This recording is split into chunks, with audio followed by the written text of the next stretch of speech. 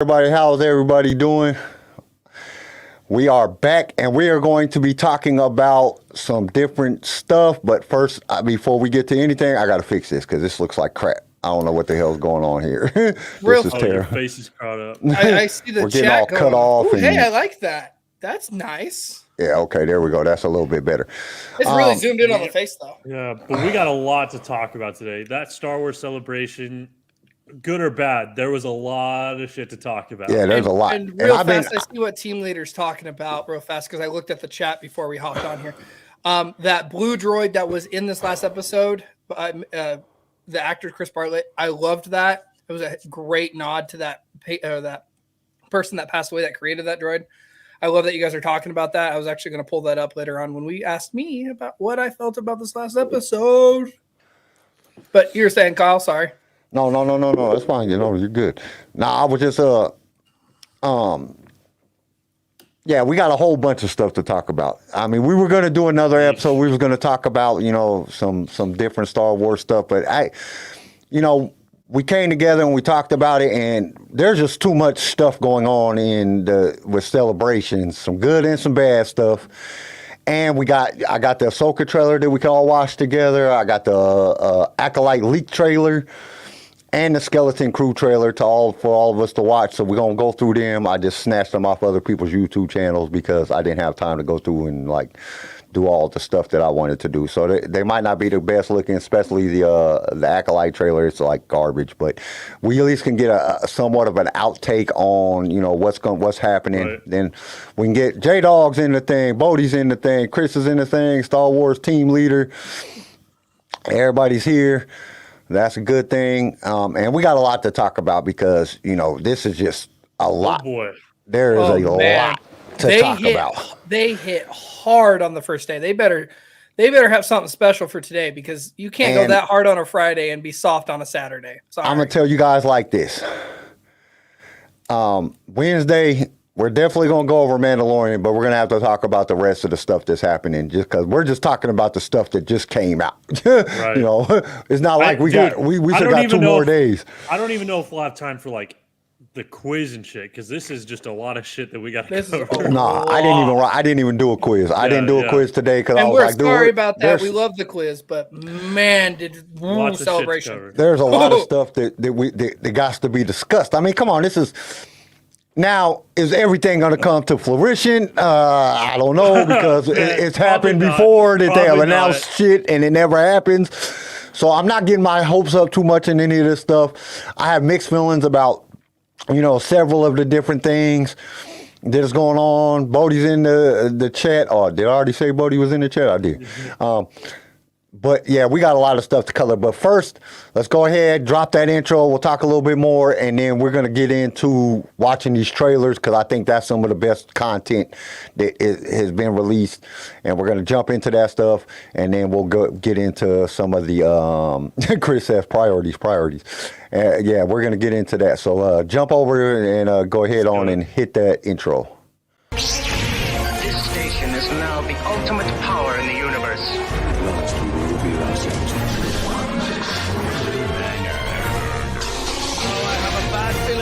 You are now if you only knew the power of gods. Here it comes. Let's go. You are now tuned into LightSaber Radio. 3, 2, 1.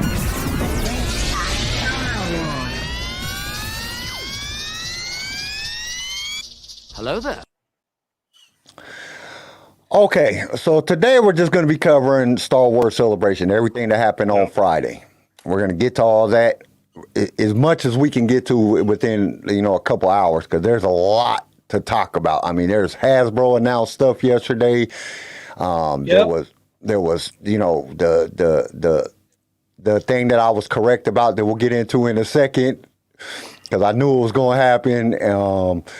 Yeah, there's just a lot. So I'm gonna let Garrison start off because I got to do a few things. I got to do a few things with the video. So Garrison, so far, what have you seen? Oh, a bunch of crap. Oh, of course, First and off, you got to be glitching. We see the fact that Am I working now? Yeah, you're working now. It was just like you was talking, but your face was stuck. Okay. And you're back at it again. All right, we're gonna let CJ go Obviously, first Okay. because Garrison is having some technical difficulties right now. Okay. So Celebration started off with a hell of a kick. Go get your They- wife's laptop and then take it and set it on the counter and look up everything on her laptop while you're using your laptop for the video. Yeah. Yeah, bro. Or this use your thing's phone, a that's what piece I of do. Shit. Well, use your phone But- because it's like you're cutting out every time you click your thing. Chris is like Garrison and his McDonald's ass internet. It's not my internet. It's my computer. It's not even my internet. It's my computer. It's old. Okay. Yeah, I don't know what it usually is. Every time you click log onto a down, different I use screen, you this glitch. tool. It's weird as shit. Like, I think it's my computer, dude. It has nothing. My internet's perfect. It's my computer. But Celebration started off with a hell of a kick. Not even 10 minutes into Celebration, they slapped us with a trailer. And then right after that, they slapped us with another trailer. And then they did a couple more panels. And then they had some secretive trailers that you only have to be at Celebration to see. Joke's on you guys. We're going to see a couple of them because Kyle's that cool. He got them anyway. well, no, man. As So soon that's as all that something's leaked, I mean, I start getting ding, ding, ding, ding. My phone be going nuts, and I'm like, oh shit. Oh, I'm about to record this one. About to get this one. So, we might get kicked off today, but we don't care. We're going to be talking about it. So whoever's actually watching, yeah, it'll be all right. We'll be okay. Hasbro came in heavy. They're giving us new helmets, new action figures, new sets. Lego came in a little heavy. They're dropping some Legos. Celebration on the first day, like I said in the beginning, if they do not go as hard as they did yesterday, Celebration is going to be lame for the rest of the weekend. They literally came out the gate at Mach 6, slapped us with an Ahsoka trailer, not just a little teaser, a little hit here and there. It was a full-blown minute 48 trailer, and it was phenomenal. Kyle over there got overly excited because he got to see his girlfriend fly on a ship with Chopper. Yeah, I was excited. My Damn, don't say it like that. Man, My that male- was a little rapey. my not male gonna lie. extremity became a different size. Just like put it like that. That- Jesus Christ. I was like, oh my God. Ah. Yeah. My wife was like, what the hell is wrong with you? What are you doing? My wife is on the TV. She's on the trailer. She said, I'm sitting right here. No, my real wife. And then she hit me. So yeah. Yeah. It wasn't fun. Well, since we're talking about the Ahsoka trailer right quick, you guys want to watch it? Let's do it. Let's do it. Here. Oh, So we I'm got gonna get to excited again. I love this freaking present video What file. up, Darth Akari? What's up? All right.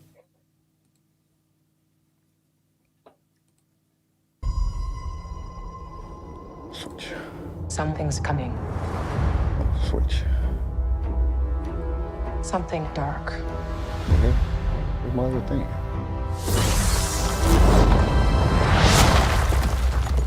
I sense it.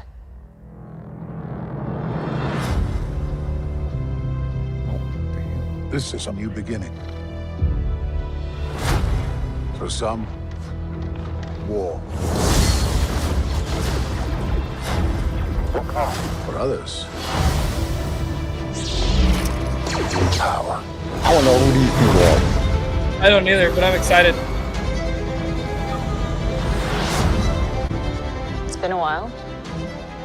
Things have Why is changed. Sabine's hair all long?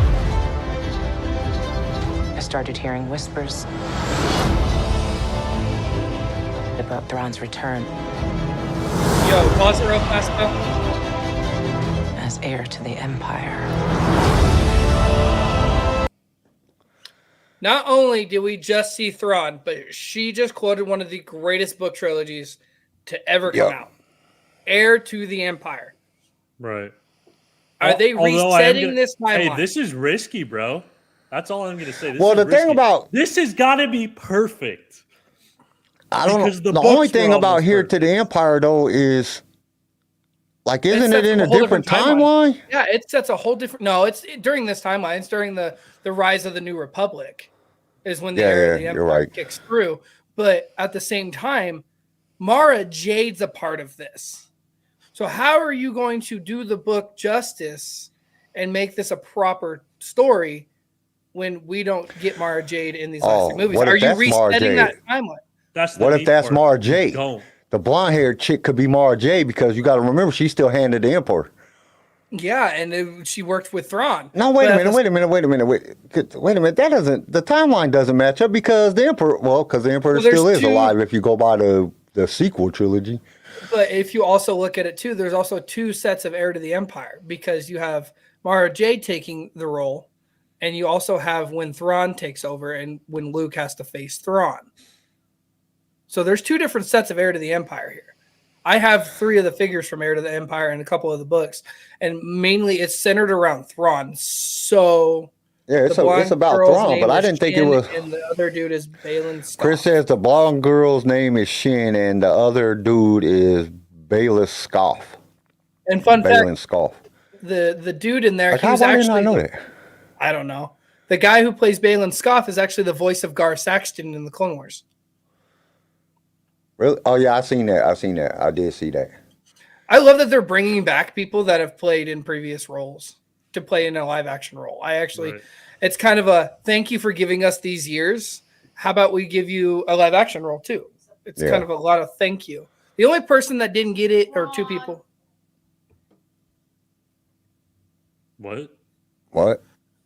I'm getting commentary. Yeah, But, the guy who voiced Thrawn, is he playing Thrawn? We don't know. They said it was confirmed, but he looked a little young in that. He looked a little young and proper, and obviously Ahsoka isn't Ashley Eckstein. It's Rosario Dawson. I wonder why But- they didn't. Why they're bringing in 2 new Sith in a time period. Yeah, that's the part that I didn't like either.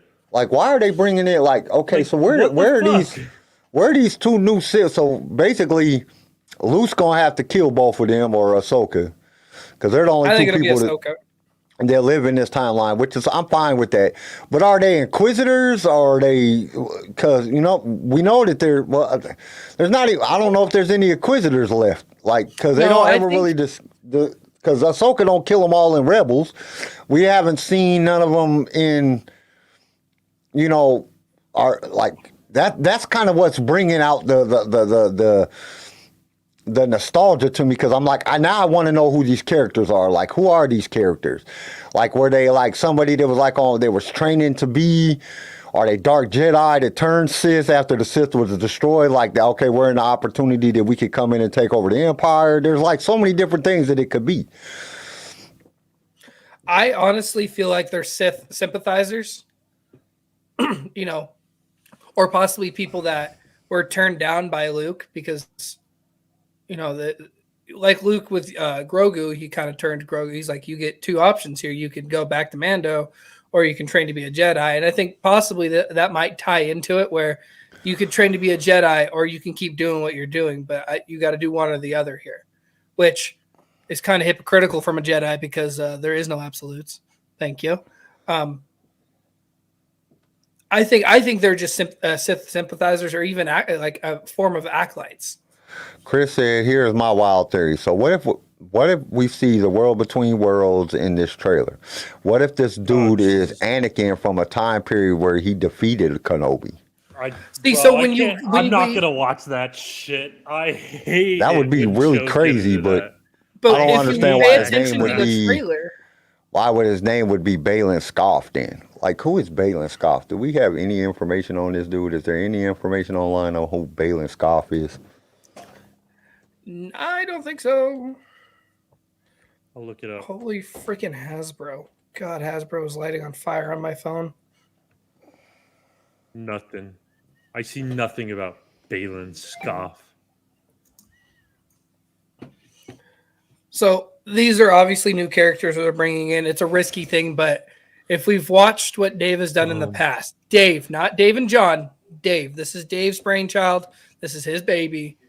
That's why I'm It not could too be- concerned about it not being Yeah. good. Yeah, with him Well, playing my with thing his is- own. Right. Well, I'm just worried, like, dude, again, who are these characters? What Sith are around at this time? it just seems like, hey, we need to have like lightsaber battles to make the show good. So let's just bring in random characters that nobody knows. But I don't think Dave's going to do that because Dave really likes going by the book, like George's kind of book of how you make something.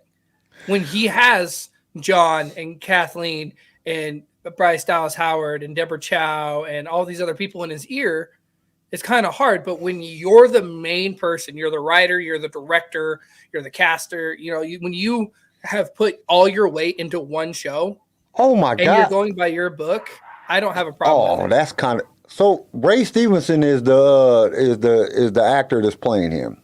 Yes. That's the comedian from back in the day that had them weird ass comedian shows. That's Ray Stevenson. I was wondering why I knew this dude from. Like, I know this guy from somewhere. He had a comedian show back in like years ago, and he did like this weird, like it was almost like a hee-haw type shit.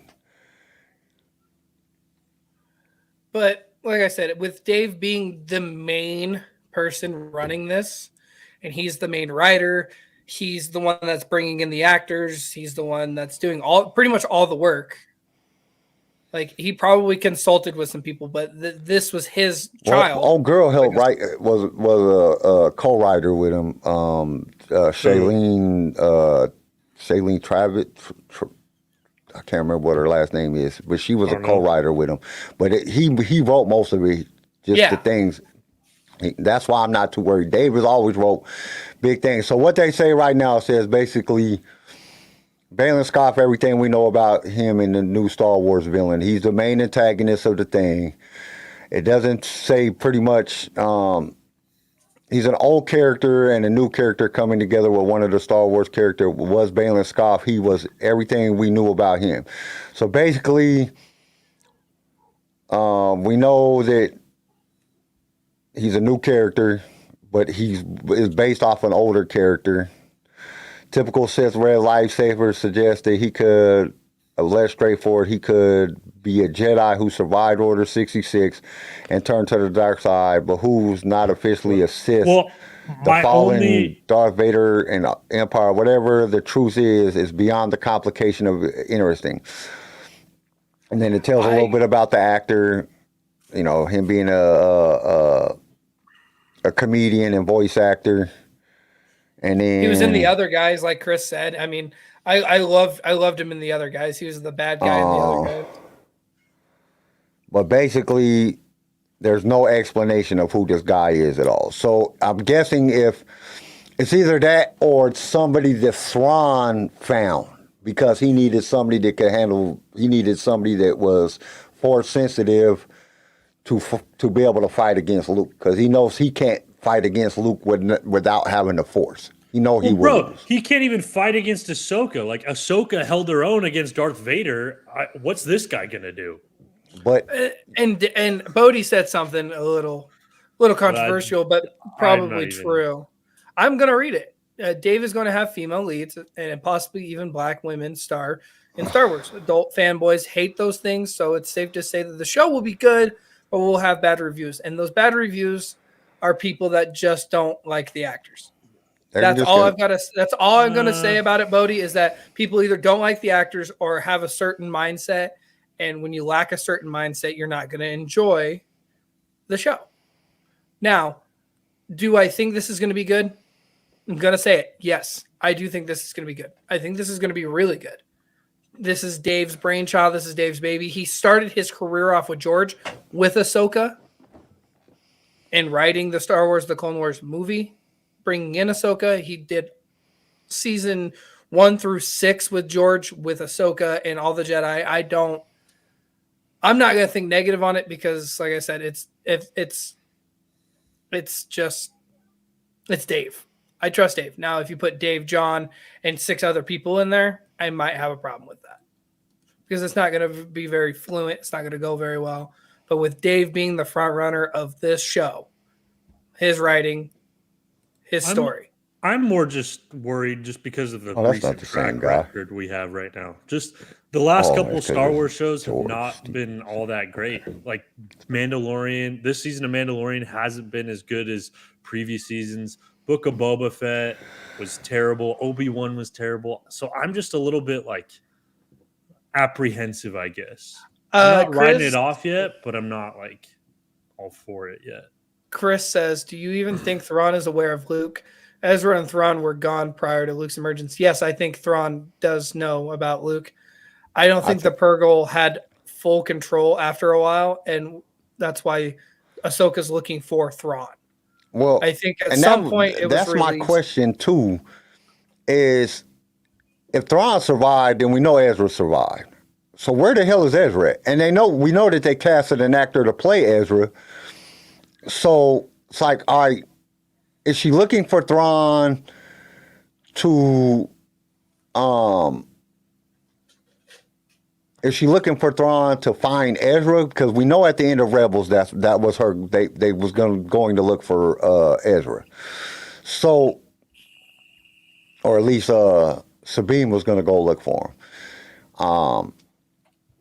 So it's kind of like, did Thrawn like leave him on like some planet? Did they survive? He is in a trailer as a hologram. Who, Thrawn or Ezra? Ezra.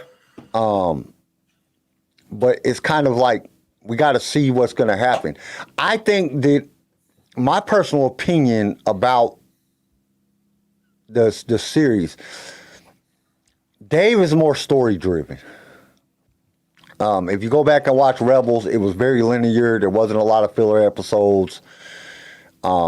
That's probably one of the reasons that I liked Rebels more than I like Clone Wars, because Clone Wars was just scattered with just filler episodes all the time. Like you get into, they just did arcs and filler episodes, which the filler episodes taught us a lot about the different Jedis, and we learned about a lot of people that we didn't know a lot about, which was good, but it wasn't very linear. And that was even, and we got to understand, Clone Wars was written by Dave, but George Lucas had the most say-so and everything, and there was other writers that wrote on it.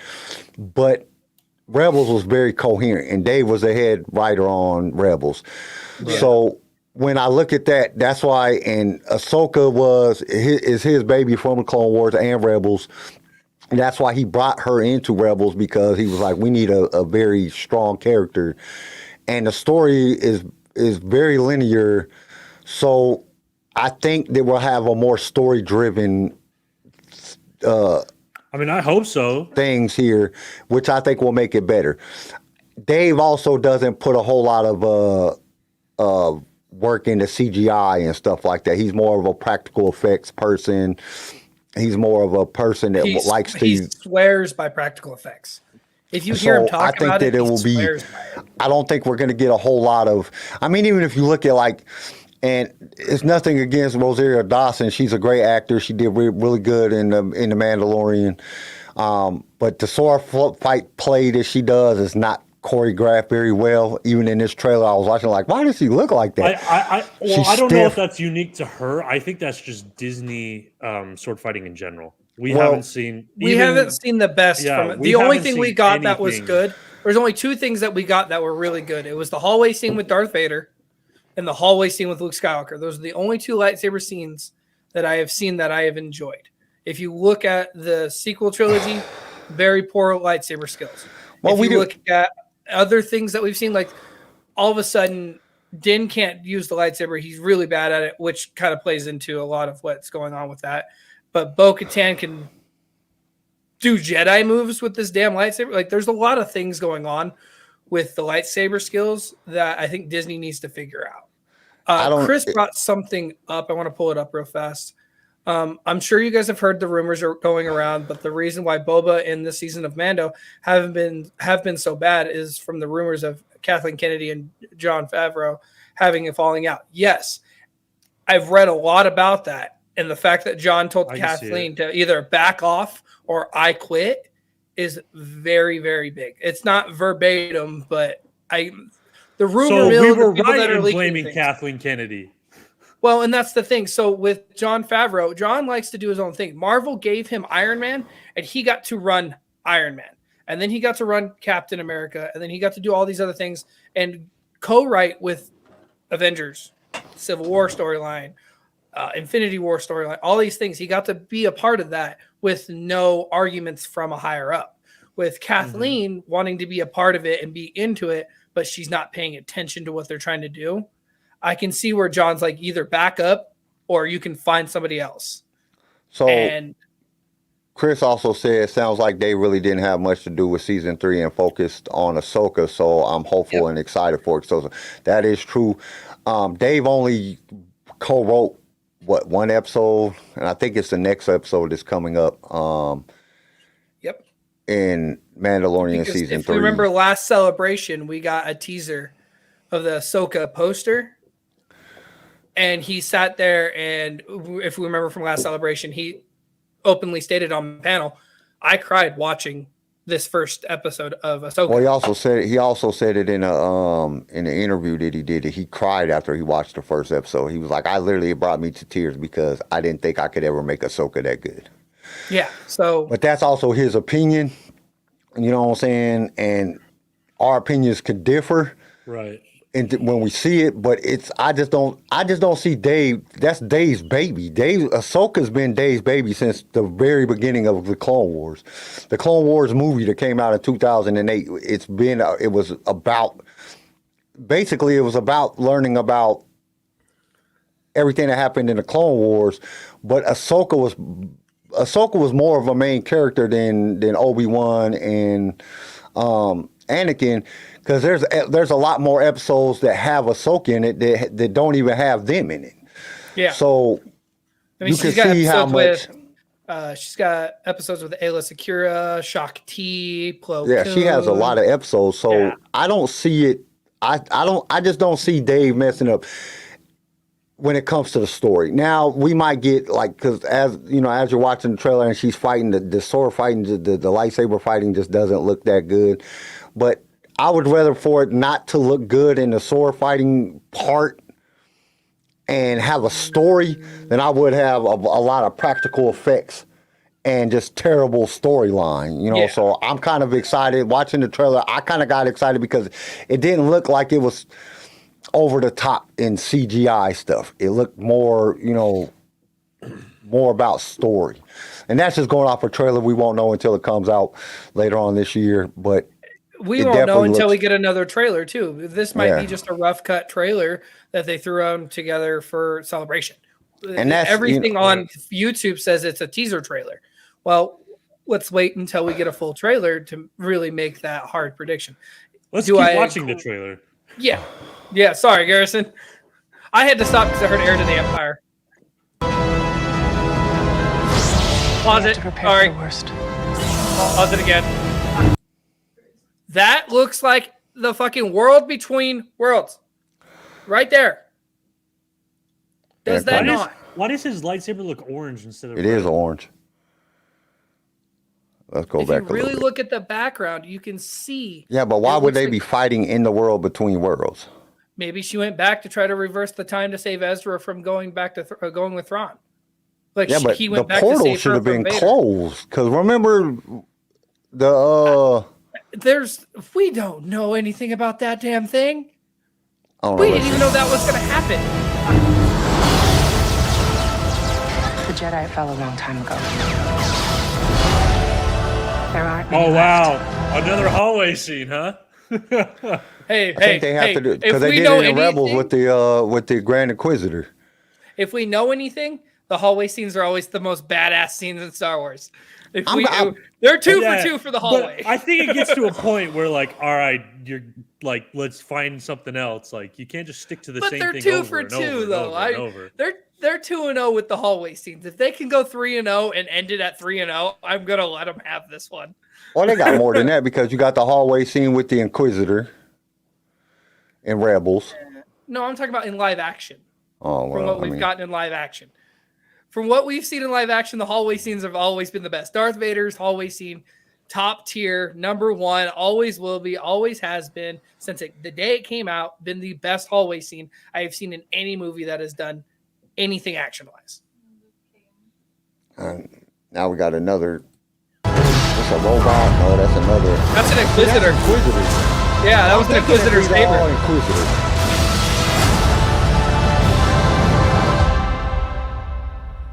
Perhaps it is time to begin again.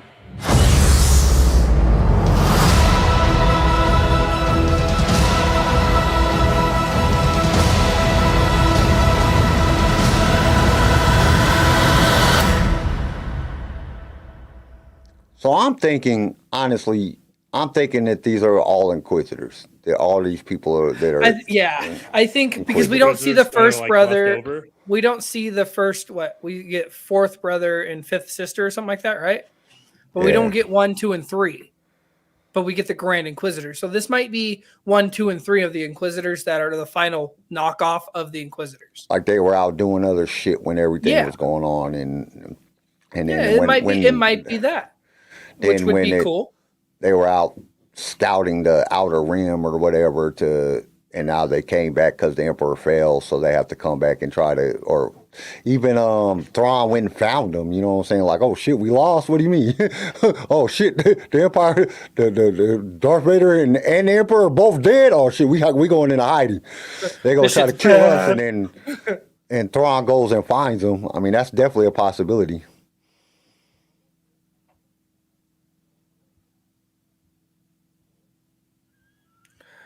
Well, I'm excited. Either way, I'm excited. I think there's a couple things. I think the orange lightsaber is a little weird. Who the flip are these guys? I could go with the Inquisitor thing, but I don't know. I'm still like kind of in the middle. Who knows if it'll be good? Who knows if it'll be bad? I don't know. My thing is I trust Dave when it comes to storytelling, and Dave has done a really good job on his storytelling, and his thing is about story driven. He doesn't care about all that CGI stuff and all that stuff. It's always been about the story. So, and he said in an interview that you don't have nothing without a story. So with him being like that, that's where my faith comes in. And if you go back and you look at the stuff that he did, and even Book of Boba Fett, because he's the one that wrote the two episodes with Mando, because he was like, this is garbage. We got to write something in there that's going to make it at least decent. You go back and you look at season 1 and season 2 of Mandalorian. He wrote a bunch of those. They were good. I just think they're good. I think that they're going to be good. I'm not going to get my hopes up too high because I've been disappointed too often. I thought Boba Fett was going to be way better. I thought Kenobi was going to be way better. And after seeing that, I was like, oh God, what the hell is this? But I hope to see. I hope to see something that really comes to fruition. They need something because right now Mando is just going downhill, and if you look at the Star Wars statistics right now, they're dropping. So hopefully something is coming. It's gonna come back. We had Mandalorian season 1 and 2 kind of saved Star Wars, and then Andor came in and helped it out. But Book of Boba Fett and Kenobi knocked it down a little bit, and now we got season 3 of Mandalorian is dropping the statistic wise. They need something that's going to bring up that revenue stream in order for them to keep pursuing to make Star Wars or to care about it. I think they'll always make it just because it makes too much money for them. But that doesn't mean they have to care about it, because you see that there's other companies that have literally done that. They just wasn't making enough money, so they stopped caring. They make whatever, just put it out, whatever we make. And I just hope it doesn't happen that Disney doesn't allow that to happen with Star Wars. And with Ahsoka, I think with the end of the season of Mando 3, with not having your full power behind it, either way, I'm enjoying it. I enjoyed it, but I'm enjoying it so far. I mean, we got 2 more episodes. I'm probably going to like these last 2 episodes too. But I think, honestly, with everything that's going on, it's going to be a race for who's got the best show. I think that's what's going to turn it in. Everything's going to turn into who can produce the best. Because if Dave's going to focus on Ahsoka in this Rebels arc, and then he's got to turn around and focus on his movie, so it's going to be this person, and this person. You guys go do these, and give me the best show you got. Which movie did they get? Did they get the one about Dave? Got the one. Dave and John is doing the one about Rey, right? No, Dave and John are doing the one. They're pretty much doing a build up mashup kind of deal with the Rebels crew, Mando, and all these guys. I don't know what's An Infinity going on. War. Yeah, kind of a. Well, they said that they were going to do that. They said that they were going to bring everybody together. Right. Of all the like Boba Fett, Mando, Ahsoka, Luke, everybody to tie it all together to where the First Order comes in, it starts coming in. So right now I have the celebration right now. They're on a panel right now. I'm just gonna pull this up. The 15-year anniversary of Clone Wars. So I think honestly, with everything, like I said, with everything we're getting and everything that we're hearing and watching, and this weekend's going to take away a lot of content. I mean, they're talking about movies. They're talking about. Well, we know we games. have the 3 movies coming out because that's already been announced that they were doing the 3 movies. Yeah. There was no idea of what the 3 movies is. So we know we got the one with Ray, which I already knew that was coming. I predicted that there was too many stuff talking about Daisy really popping up, or she talking about the toxic fans and how she didn't like her reaction and how she got off. There was for like the last year they did, and now we're getting a Daisy Ridley movie. We're getting a movie about that's going back to the. Is it the High Republic or it's the High Republic, which I kind of figured that they was going to do that. They're pushing too much High Republic stuff, so I knew they were going to do that. What was the other one? Well, they're actually doing like an Origins. Yeah, like it's the origin of the Jedi. Like before Old Republic. It's like Dawn of the Jedi. That's what it is. Yeah, that's right. It's basically they're making the Dawn of the Jedi, like how the Jedi started. That's kind of promising because that's interesting as hell. And that we steps might away. actually get some Old Republic. I'm honestly glad. I am honestly glad that they're doing that because it should show now. I think it'll prove to Disney that there's interest there. That they can. I know there's interest there, and I'm also glad that they're not doing a trilogy. Well, we've been waiting for Old Republic for forever. And that also steps away from that Skywalker saga that they've been trying to get rid of. That gives us something. That gives us the Jedi that everybody wants. Everybody wants Jedi, right? They want the Jedi, they want the Sith, they want war, all-out war, right? And people have been wanting that for a while, but all we've been getting is the Skywalker saga. Well, if they go back to we can take a flying step back, I mean, way back there, you can. If they go back to beautiful stories, if they go back to Dawn of the Jedi, and like in that time period, you got to think about it. If they go back and they actually use references from the book, which hopefully they do. They're not going to have lightsabers because when the Jedi first started, they had regular swords. Yeah. And if they use it like that and kind of put in that Mulan type of atmosphere, you know what I'm saying, where you're like, because Mulan has some good sword fighting in there, you know, get some. What? Like Mulan? Like the Disney Mulan?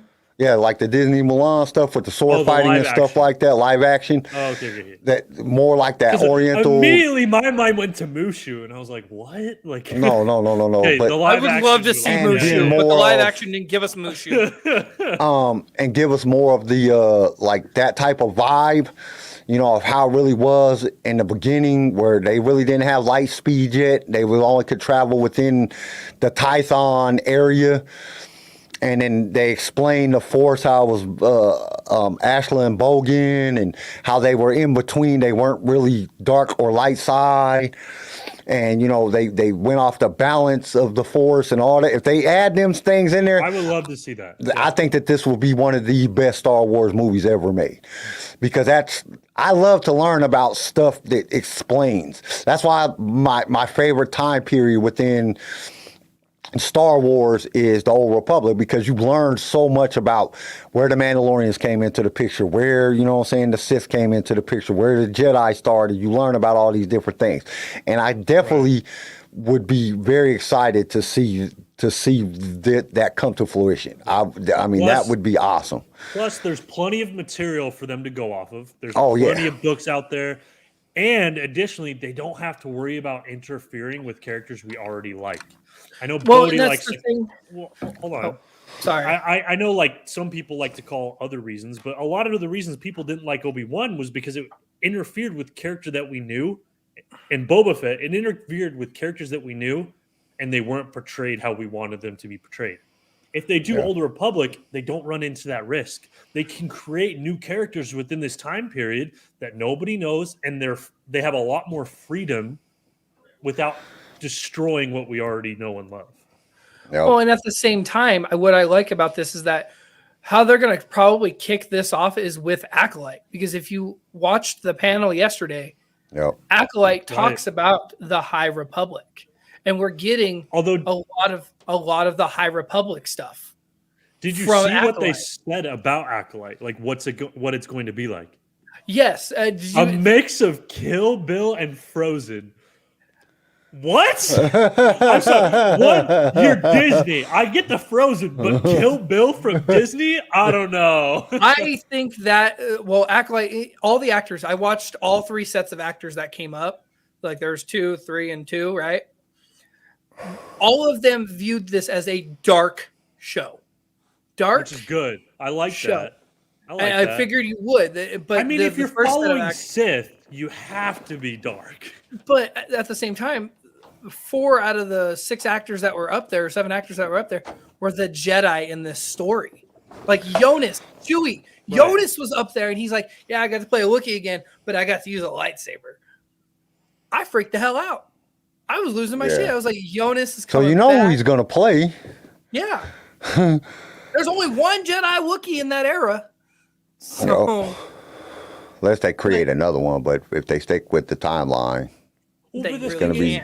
My thing is because it's books and it's not like most of the people watching Star Wars haven't read the books, right?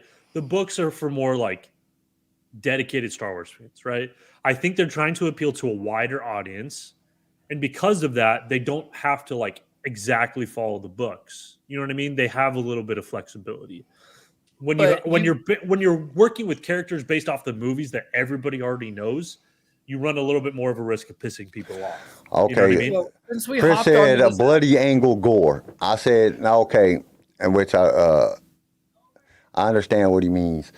Now, just from a preview and some discussion about Marvel taking over the Blade franchise and how gruesome the Blade franchise was.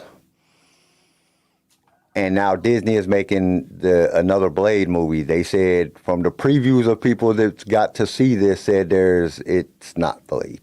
So I do not see Star Wars being bloody and gory. I just don't think they're going to do it. Yeah, I don't think they can reach that level. It's going to be more of like the... That's why I think Kill Bill is like, Kill Bill? Really? Yeah. Frozen, yeah, I can see that. You see like even in Andor, we know that the guy, they did the Alfred Hitchcock shit. You know that the dude got shot in the face.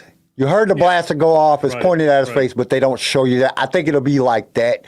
They're not going to do the blood and gore thing, which, I mean, they might, Bob Iger might be like, hey, we got to step up. We got to start putting out some R-rated stuff. I know we're Disney, but we're also a major platform for production of movies. And there got to be a little bit more, a little bit more out there. We got to start doing some rated R stuff. If we're going to, because you got to remember, yes, it's a Disney product. Star Wars is a Disney product. Marvel is a Disney product. But at the same time, they're a company inside of Disney. So the company itself does not necessarily reflect Disney. So they can do more things and have some more stuff without damaging the Disney brand if they really want to, because they can say it's Marvel. It's not... Disney just owns Marvel. Marvel is just a separate company. I think a lot of that falls back on Kathleen and Dave and John and all of them on what they decided to. I don't think Disney really cares too much as long as I know that they have a very bad thing about swearing. They don't like swearing. And that's okay because, swearing is, we don't need to see swearing, but like some blood, somebody actually getting shot in the face, like it wouldn't be that bad to see, and it wouldn't be so damaging to kids because they see that stuff on TV all the time. I mean, it's on regular TV all the time. So hopefully Disney, Bob says, hey, we got to step it up and we got to do something that's a little bit more graphic in nature in order to obtain our adult watchers. Hopefully. We'll have to see. I don't. It doesn't even have to be graphic because, like, look at Star Wars Episode 3, dude.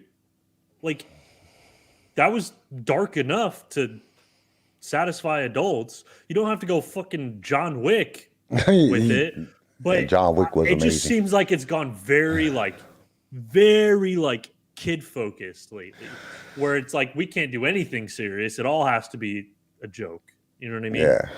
Well, hopefully everything comes to a good point where they can cater to all of us. I mean, I don't even I loved Andor. I didn't need to see the dude get shot in the face. I knew what happened. Yeah, Andor was perfect. I loved Andor. Like, you didn't need to do that. You didn't need somebody got shot. You know what I'm saying? They held their stomach and they had a burn mark there. They didn't need to show. Yeah. You know what I'm saying? There are ways to make shows serious. It's called the Alfred Hitchcock effect.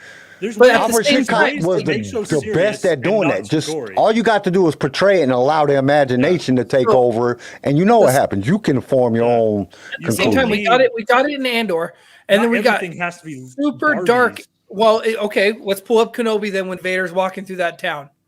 We know the ability they have to make shit dark. Look at Vader dragging that woman face down in the dirt, right, and snapping that guy's neck and shoving him into a wall. We got the darkness. We know Disney can do it. Will Disney do it with Acolyte? No. I think they will. No, I think they will. Oh, with Acolyte, maybe with Acolyte. With Acolyte, yes, I think they will. If all the actors are saying, all three panels, they all stated that it is a dark show. These are adults. These aren't like teens and stuff where dark could be like a dark lit room and a dark scenery. Yeah, but just because people say, because I mean, Book of Boba Fett was supposed to be all thriller or all killer, no filler. But do we see Robert Rodriguez at all in any of these shows anymore? No, no. We don't see him no more because he screwed the pooch. But at the same time, they talked about Andor, and they said Andor was going to be dark and serious, and it was. So it's really a toss-up, is what I'm saying. Yeah, well, I think that is one of the things. The writing and the directors. I think that's one of the things that is one of the fun things about Star Wars now. And I know it's kind of messed up to say this, but in all reality, us not knowing what's going to happen, is it going to be good? Is it going to be bad? Is it going to be this? We don't know. We really don't know because it's been 50-50. And it's like, so I think that's one of the good things, and it gives us something to talk about all the time. Like, you get with any Star Wars fan, you could talk Star Wars forever. What'd you think about this? I didn't like this. I like this. I didn't like this. What'd you think about this? It gives you so much stuff to talk about because in all reality, we don't know what's going to happen with Disney. We don't know what Disney's going to do. We don't know what Star Wars is going to do because we've been at this fluctuation of get really good stuff and then we get bad stuff and then we get really good stuff and then we get bad stuff. It's like up and downs is so much that it kind of makes it more exciting because like I don't know what's going to happen. I don't know if it's going to be good or bad. I want to watch it because I want to know. Is it going to be good or bad? Oh, this is amazing. Then you watch something else. It's like, oh man, what the hell are you doing, man? What was y'all thinking? And it's just, I think it's a very, and if they are doing it intentionally, then I think what they're doing is the best marketing strategy that I've ever seen because it's keeping people like guessing. And that guessing is probably one of the best marketing strategies that you can ever do. At the same time, you run the risk of alienating people. You do, but when you're doing something like Star Wars that has so many fans, like you think about it, you put out something bad, you lose 50,000 fans. You put out something good and you gain 200,000 fans. You know what I'm saying? And then the 50 fans that left, they start hearing about the new good stuff. They come watch it and then they're like, oh, okay, it's redeemed. And then the next thing you know, you're like, oh God, what is this crap? And then you're like, nope, I ain't watching it no more. And then, oh, this new stuff is out. It's really good. Oh, really? I got to go watch it. Oh, this is amazing. And it gives... I think they play off the fact that there is they play off the fact that there is a toxic fandom within Star Wars, and some of it. Oh my God! I mean, you got to think about it. All press is good press. Like even if it's something, look, come on, like Donald Trump will probably win the presidency, and this dude has got locked up. You know, he got arrested. Well, he technically didn't get arrested. He got arrested. But And you know what I'm saying? to be fair, like from a purely legal standpoint, I don't like Trump. I think he's an idiot, but fairly weak charges. Yeah, I But mean, let's get away from that. We have an Acolyte trailer, right? yeah. We've been talking about Acolyte for the like 20 minutes, and I've been sitting here antsy as shit about this trailer. All right, let's go. Let's watch it. It's not a very good trailer. It's like literally somebody recording from their cell phone behind some other people, but it's. Oh no, I don't want to do that. We can see what we can see. Oh, I keep doing that. I've been really antsy about that trailer. I hate that we're not at Celebration watching this live, but I mean, that's just me. Close your eyes. Your eyes can deceive you. You must not trust them. The bad guy doesn't have a lightsaber, which I kind of like that because this is a time where we don't know much about the Sith, right? They think the Sith are from gone. my understanding, it's supposed to be reflective of the beginning of the Sith. So, or I like it. the restart I'm of the digging that Sith. so far. That looks pretty good. I'm excited. That looks pretty good, actually. There's not much there, but like just with how it looks so far, it looks pretty good. And actually, it's a little bit longer. But the other videos that I found, it was this longer. They're like fighting in a hallway too and stuff. They were really bad. There's like some dude's head in the way blocking out half the screen. Like, what is going on? Like, so this was the one that had the most that you could actually see. So I have a little thing that I found. Ming-Na Wen was being interviewed, and she popped off and said that she went back and was voicing her lovely, lovely character, Fennec Shan, and accidentally stated that she was going to be in season 3 of Bad Batch. Okay. So we're getting a season 3.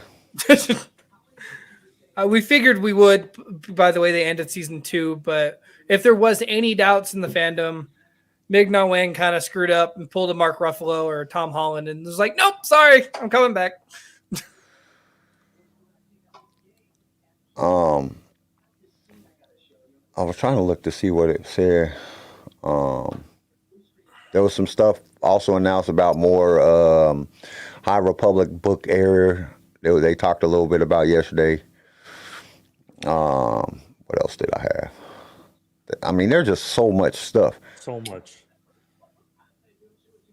Andy Serkis has some things, as he said, in an interview They said Rogue Squadron might still come out.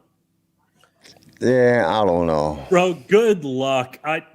I don't know if I I think they done messed that up so much that nobody even care if that comes out. Yeah, exactly. If you were to do it, how are you going to do it? Because the leader of Rogue Squadron was Wedge Antilles. How are you going to de-age that man to a point? Because, I'm sorry, Ewan McGregor's uncle, can't remember his name all of a sudden. How are you going to de-age that man? The man's in his late 80s, early 90s. You can't have him play Wedge. Yeah, I don't know, man. You can't really play with Rogue Squadron without having Wedge Antilles. Even in a cameo where he's off doing something else, and you have a faction of Rogue Squadron out doing something. I mean, they could figure it out. I mean, come on, they got somebody totally different to play Han Solo. It didn't turn out too bad. So, but you see how well that went. Yeah, but a lot of that, like you said before, it was just when they released it, and it just was. When you're when you're combating the Infinity War trilogy. I mean, that was a very. They shouldn't have released both them movies, and not to say that Solo is the greatest Star Wars movie, but it wasn't bad. It would have been a lot better. I think it was. I mean, they got a new character, but. You got to think about it. He didn't play Han Solo that bad. You know what I'm saying? He did a pretty good Han Solo. So, like, if they could find an actor, and nobody, and Wedge doesn't have a whole lot of parts in Star Wars. So it's not like he's like a Luke Skywalker or Han Solo where you couldn't get another actor to play him being younger and not like nobody would even really like know unless you was like, because even somebody like us that's like real Star Wars fans that's watched the movies over and over again, he has such a small part in the parts that he played in the movies. It wouldn't even be like it's not going to be that big of a deal. Just find somebody that looks similar to him that's younger and just a good actor. Now don't come and get some totally different guy that don't even, you know what I'm saying, like, you know what I'm saying, get, you know, Denzel Washington to play him. Like, that ain't gonna fit. But, you know, get somebody that looks kind of like him, younger, and just, you know, I don't see that it would be a bad thing. But I wasn't, like, I don't know, I didn't really care for the books that much. You know, all the Rogue Squadron books and or the other one, are they Rogue Squadron? My brain don't be working. Rogue Squadron. Yeah, it's a Rogue Squadron book. I didn't really care for the books too much. They were good books, but they were pretty interesting, but they just wasn't like, they didn't spark my intellect. No, like, I mean, I liked them because it's pretty much, a lot of it was the Bacta race, you know? Yeah. But that's about it. I mean, you get subtle nods to Han Solo and subtle nods to Princess Leia and subtle nods to Luke. And there's some action parts. I have them on Audible, but I don't know how you'd make a movie off that. It'd just be Top Gun, but Star Wars. So, I don't know. What do you guys think about Daisy Ridley coming back? I was kind of... I have mixed feelings about it, okay? It's not that Daisy Ridley is a bad actor. She didn't do too bad in playing a part of Rey. She was very energetic. She had a lot of... She did what was written in the script. Yes. She personally was not the problem. Because I have seen her in other movies, like The Murder on Oriental Express. She was in that. She was very... Yeah. My brother-in-law just walked by, and he was like, that's a good movie. She's a great actress. He agrees. I'm not sitting back saying that Daisy Ridley is a bad actress. I just didn't care for the sequel trilogy. It wasn't, you know, I never sat back and said, oh yeah, I love the sequel trilogy. The Last Jedi is probably... It has nothing to do with Daisy Ridley. I'm mad that Disney is... It seems like they're forcing this. Like, I don't know. I don't know if I would say that. I think that I agree with what CJ said before we went on the show. That they're bringing it to the fans. The sequel trilogy is their Star Wars trilogy. And they're trying to expand on that. Now, if they do a good story and they got a good writer and they come in and get a good director and they, you know, because the whole little leak that came out before, it's about Rey and Grogu. And I wouldn't mind seeing that. Like, I would like to see Grogu older, you know, where he can, you know, he's more like a young Yoda and, you know, he's real dope. And maybe it's, you know, Mando gets killed or whatever. We're not going to know until Mando's season ends or this movie that has to do about the mashup them together. But Grogu, you know, is basically, from what the leak was that her and Grogu is, you know, traveling the galaxy and they're trying to find new people to be Jedi. And then they're probably going to deal with issues.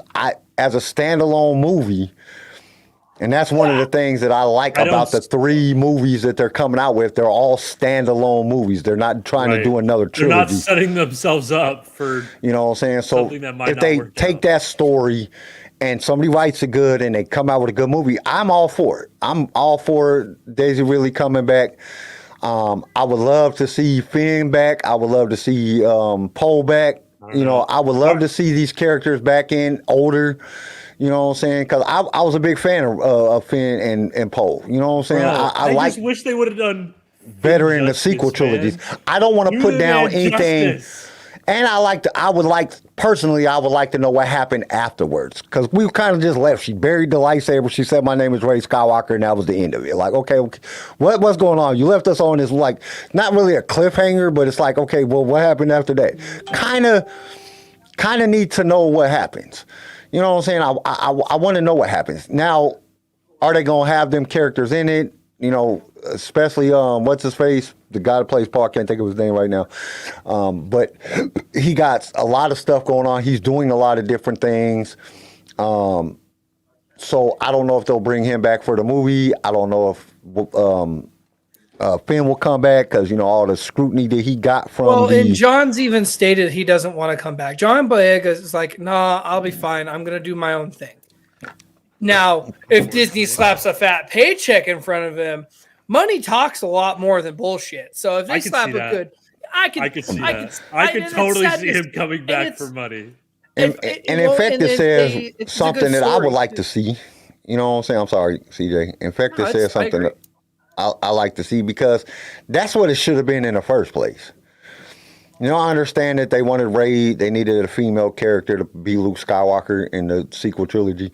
But, he woke up. The Force told him, don't do this. And then you don't do anything that has to do with the Force with him in the whole sequel trilogy. It was kind of a letdown. So if Rey trained Finn, set up a strong storyline with him, and then just dropped it. Yeah, if it was something that Finn, like they did in the Skywalker, the Lego series, that Finn is training him to be a Jedi, I would love to see that. That would be something that I would love to see. I think that he needs he needs to get his opportunity to be a stronger character within a movie than they allowed him to. What happened with him? And I don't know. Was it racism? Was it just bad writing? What was it? I don't know. I know that I would like to see that. I would like to just see what happens afterwards. Because basically we're just left. There's no Sith left. The Emperor's dead. Everybody's gone.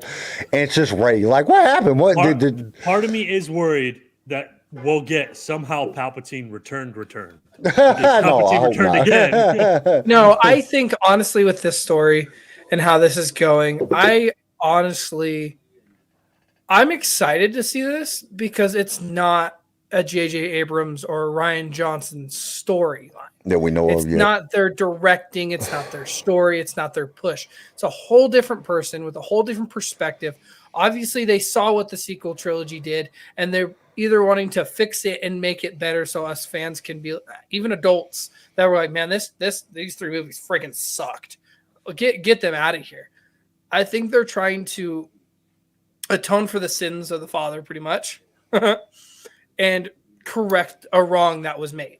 And if they can do this right, bring John Boyega in. Obviously, he's going to want money. He's not going to want to do this for the love like he did when he did Force Awakens. But if you can get him a character that he enjoys, same thing with Oscar Isaac. Even if you have Oscar Isaac in for a 5-minute cameo, we know he's Moon Knight in the Marvel Universe, so he's obviously in the Disney office. He's hearing things out. If you can just get him for a couple snips in a movie where he's still being Poe Dameron X-Wing pilot. Oh, man, really? What? The dude that did Miss Marvel is who's directing that movie. Which movie? The Rey movie. Miss Marvel makes sense.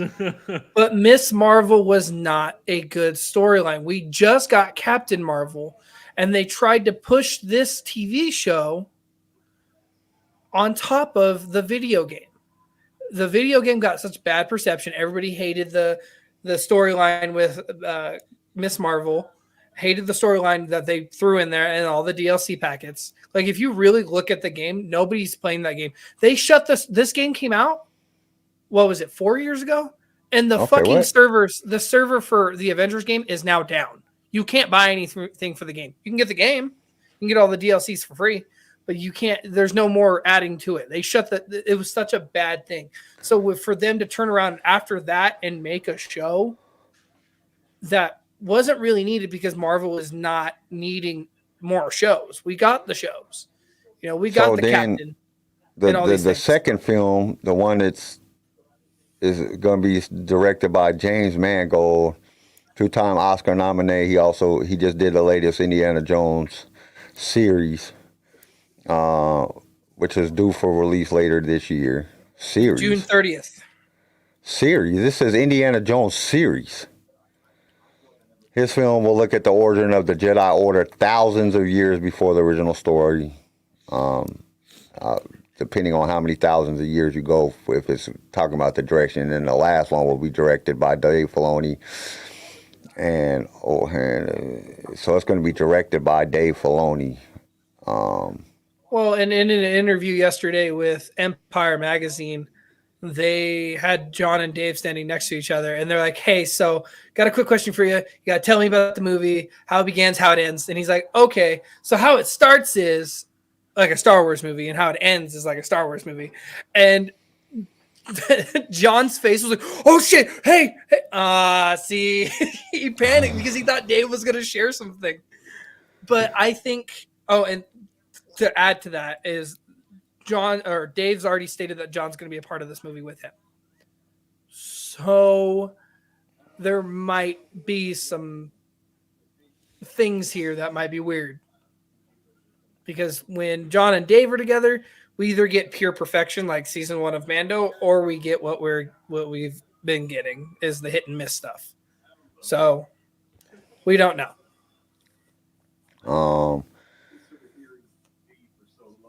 Chris says, as long as the story is good and the start to lead the Skywalker saga in the past, then I can get behind Daisy Ridley's return.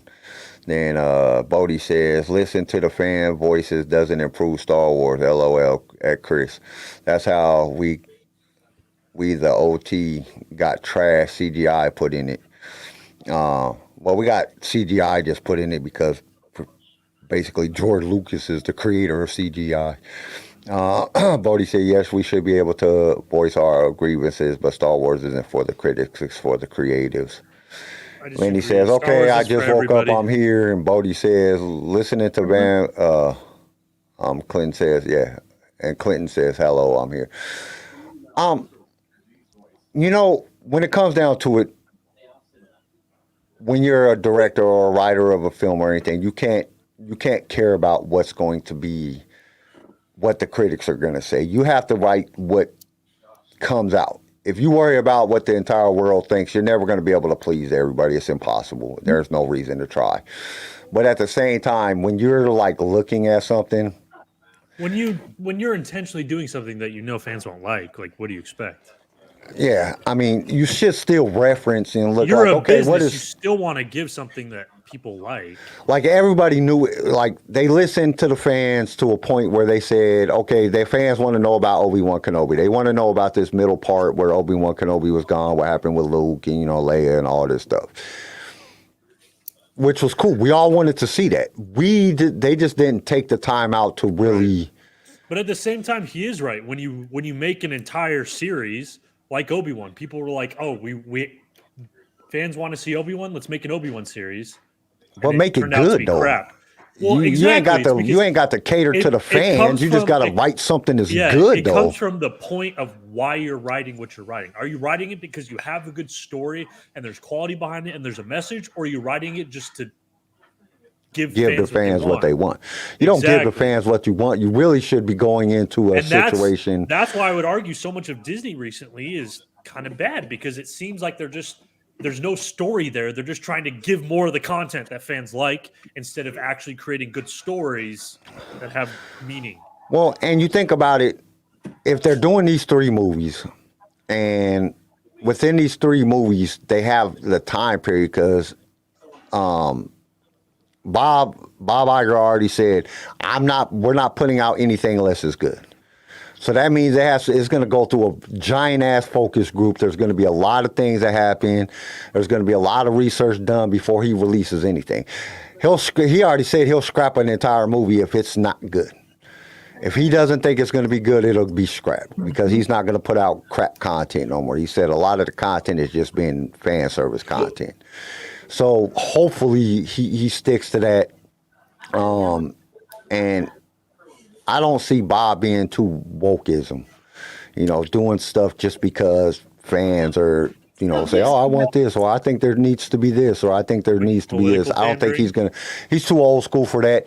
A lot of people might sit back and be like, oh, this is racist, or this is this, or this is that. It's just, It's not racism. It's just we're not going to do political pandering. Yeah, basically. Because it all comes down to a story. When you really think about it, it all comes down to the story. And we've seen it so many times before. Look at how many videos mimic Star Wars. Because George wrote great stories. Now, when it came into Disney just been getting writers. You want to do a Star Wars movie? And they're like, yeah. And like, these people don't even know anything about Star Wars. You get a Star Wars movie. You know, and it's just not there. And that's why the things have not be coming into thing. I feel that at some point Taika's going to get his movie, but it's going to be, you ain't even started writing a movie. They gave you a movie. Here, you got a Star Wars movie, and then you didn't even write the movie. So they're like, man, we're not going to wait on you to write the movie. You write it when you get done with us, come holler at us, type things. I think that's where it's going, and which can be good. Also, I think it brings competition in if they make it a little bit harder. Like, you got to have a good storyline. You got to have a good movie. You got to have a good premise for us to be able to do that. And with these 3 movies that they announced, I'm pretty sure that Dave and John came with a good movie. I think that when it comes to the other movie about the Old Republic, hey, all the fans been saying they want some Old Republic stuff. We don't want to do exactly what they want, but here's a good story. This Rey story. People are wanting to know what happened after Rey left. Here goes a good story. Bob looked at him and said, okay, these look like they'll be good. Make them good, or they're going to get shelved. Because you got to remember, Rogue One was already in filming, and they canned that. So, they put that on the back burner. So I don't think that they have anything to say that we'll put the money out, and if it ain't going to make us the money back, we'll just take the loss, and we'll shelve it. And that's good. That's a good thing. Now, I don't think that they're pushing so much for that on the series side. The series side, I think they've been more pushing just to get content out there for the Star Wars fans that have something. Which I don't completely agree with. I love that they're doing it, but when you're coming out with stuff that's not that exciting or is not that good, like, this season of Mandalorian has not been nowhere compared to what the first 2 seasons was. Objectively not as good as the previous seasons. It's more like they just put content out because we wanted content, which is freaking crazy when it took 18 months to drop this. You know what I'm saying? Like, it was forever. Till we got season 3. Like, if you were just going to put out all right content, you could have done that in 6 months. You didn't have to wait this long. You built up a lot of anticipation to get fans super excited about probably, if not the best, tied with the best, or just behind Andor, just depending on the fan that you are. I personally like Mando more than I like Andor, but Andor is a very close second until this season. This season, I think Andor kind of bumped up a little bit closer to taking that first spot. But we have to see what the second season of Andor is, which I don't think. I think they should just let people give somebody you just can't have too many people working on the same project. It's just as we're seeing that they're not doing it. They're not doing as good as they would which is crazy because Dave and John wrote most of Mandalorian season 1 and season 2. They had a few other writers, and then you go into season 3, and it's all John doing it. It just kind of, it's like, all right, it just discredits John, and I like John. John has done some excellent stuff. I'm a big fan of John's work. I don't know what happened on this one. This story is just not good. Lenny says, okay, Mando was great, but Lizzo, Jack Black, and Christopher Lloyd all in one episode. Wow. I mean,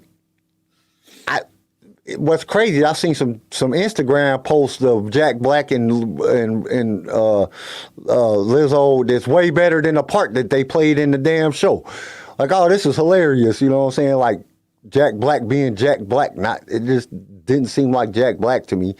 Lizzo was I think she played the part well, but I just think it was kind of dry. It was a little bit dry. Yeah, I think that whole part was pointless. Like, really, why didn't you just land out there by the damn Mandalorians? What was the whole point of this? But, and then Christopher Lloyd. I liked it. Christopher Lloyd kind of got put from an interview that I was reading. He was basically on set for something else, and they seen him and they say, hey, you want to be in Star Wars? Handed him a script, and he was in Star Wars. That's basically how it happened. It was literally that fast. Yeah.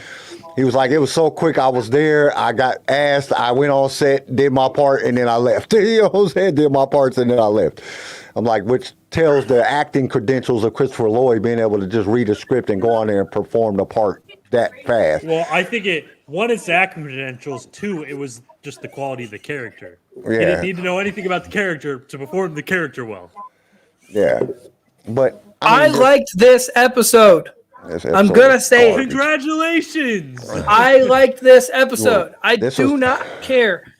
Is That's it? okay. Congratulations! Is That it doesn't in mean a- we're not allowed to like it, CJ. No, I'm just saying. We're not allowed. I'm just sharing my We can opinion. I still got dislike asked. it. I got asked in the beginning to talk about what I think about it, and I've been waiting, and we start talking about it. I liked it, except for a few things. My rating's a 6. I'm gonna say it now, just so people know. It's not higher than a 6. It's not lower than a 6. There are things that I enjoyed. There are things that are slightly questionable, like Grogu automatically jumping into a stranger's arms. That to me seemed a little. He's willing to get kidnapped. That's just all I'm gonna say. Well, yeah, I mean, You just gotta have a friendly face, and he'll jump into your arms. Grogu's But- about to get himself kidnapped. I don't know. I mean, like I like the CGI. I liked a lot of the artwork and the way that it looked and everything. But when Real it came shit. to the story and production or the to me, it storyline and all felt- that, To me, it just felt like, hey, let's put all we're not going to do a quality story, but let's put all these actors in. So we're coasting off of these big names rather than we're making a good story. We're relying on these actors. well, I mean, and it's one of the things that George Lucas himself said. George Lucas said why he never put big actors in his movies is because he didn't want the actor to overstrain to overview the story. But meanwhile, that's why he didn't do this entire story. And basically, it was like it's like, here, come here, George. Let me smack you in the mouth because we're going to But do the at the exact same opposite time, of if that. you really look at this part of the show, this little stint, it's you do me a favor, I'll do you a favor. Our Yeah, rules. but what the hell does that got to do with the plot point of the damn story? We still don't know the plot of the story. Yeah, we do. They're getting the Mandalorians to go back to Mandalore For what? to take over Mandalore from the Empire. Why would it? Ain't nobody on the Nobody's on damn. the Nobody gives a Mandalore. shit about that planet. That planet is destroyed. Then why did those TIE fighters and TIE bombers attack Bo-Katan's castle? They was in. Remember, they came out. They blew up her planet. They was already on the other planet There's when they came. They followed them. They just didn't. There was these actors made no difference in the story whatsoever. You could have had random people. You could have had Jack Black. It didn't mean anything. It would have not changed the story in any way. Okay. Part of it just proves to me like, hey, we're trying to coast off of the names of these actors rather than actually creating a good story. I don't think that's what it was. But your opinion is your opinion, and my opinion is my opinion. Right. I do see where you're coming from, where it could be the coast of other actors, but at the same time, like I said, it's a you scratch my back, I scratch yours. We have rules here. You need to abide by them. But if you want to do this, we can get you a meeting with the Mandalorians that we had hired to protect the planet. Dude. But we need you because we can't have a military invasion from the Mandalorians, but you guys can act as independents and go and investigate on our behalf. If you really listen to that conversation on an extent level, you'll see that they talked about, hey, you're Mandalorians. Yeah, you're Right. Mandalorians. Your religion states that you carry weapons as a part of your religion.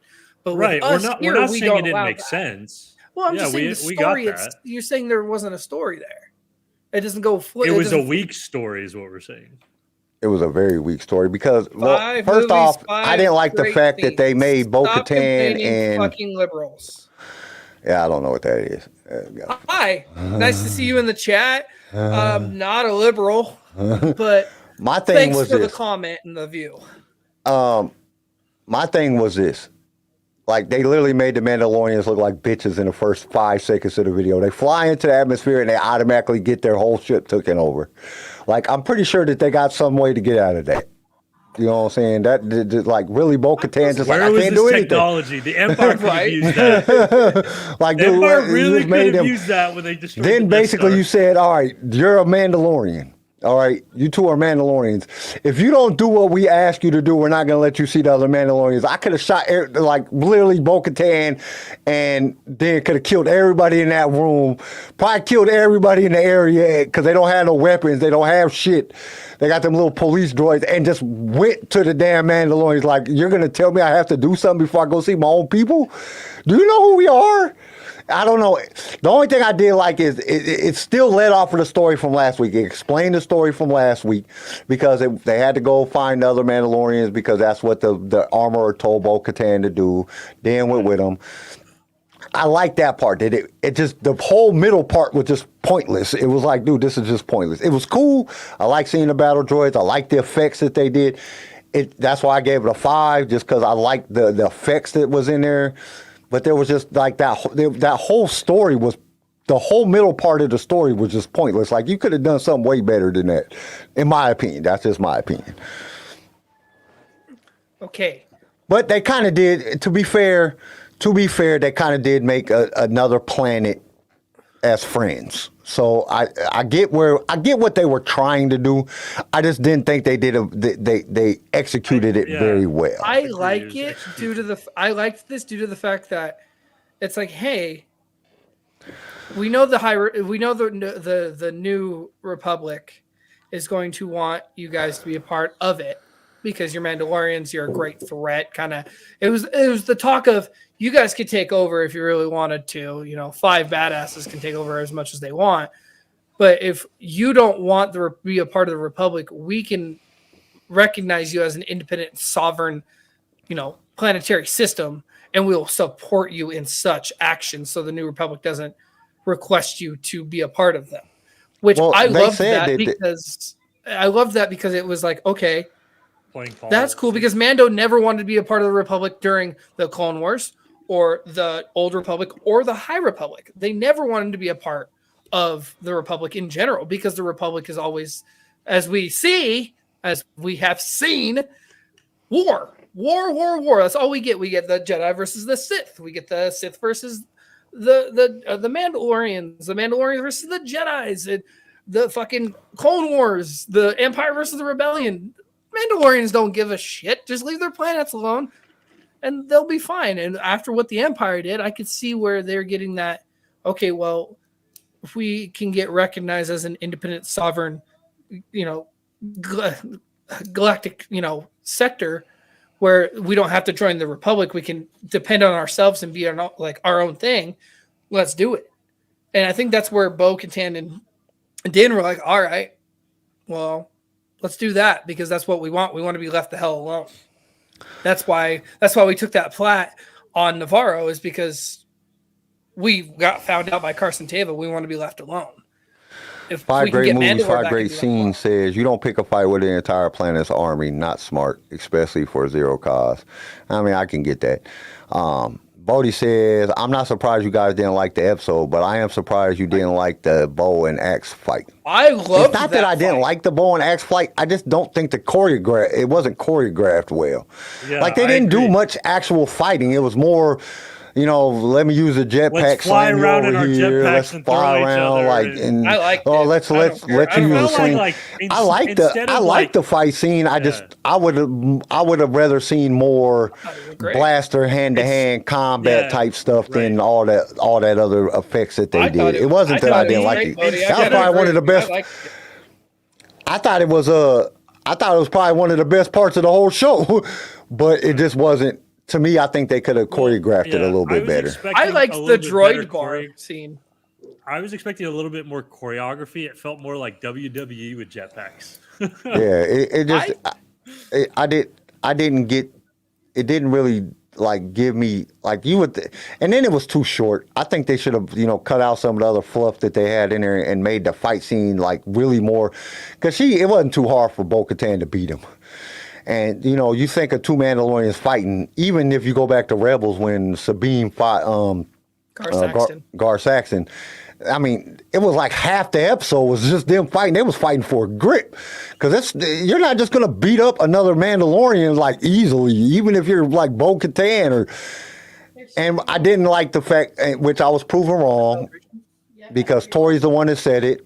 Tori said that the dude beat him, and they used that as a way for her to get the thing, which I still don't agree with that, because he didn't fight the dude. He just got captured. He was just walking along, and the thing said, and then he was just done. Like, it wasn't a fight, really. So, but I see it was a good way to transition. Oh, I have something I got to interject. Like I said, I have Celebration on in the background. Today, they are streaming the first 2 episodes.